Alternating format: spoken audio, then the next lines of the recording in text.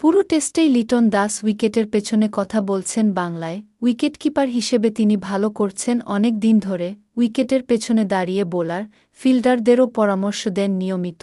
কিন্তু আজ ভাষাটা বদলাতে হয়েছে তাকে, সেটি আসলে মোহাম্মদ রিজওয়ানের জন্যই।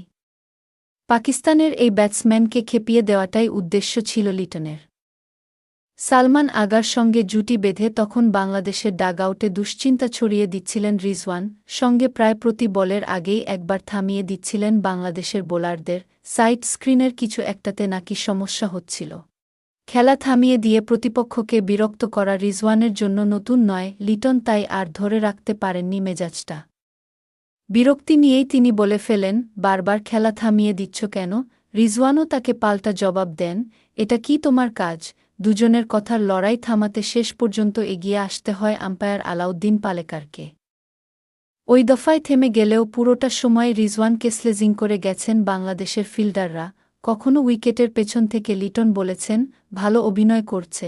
কখনো আবার অধিনায়ক নাজমুল হোসেনই বলেছেন, অতিরিক্ত অভিনয়ের জন্য ৫০ পয়সা কাটা। রিজওয়ানও যতবার সুযোগ পেয়েছেন খেলা থামিয়ে দিয়েছেন। তাতে গ্যালারি থেকেও তার জন্য ভেসে এসেছে বুয়ো ধ্বনি।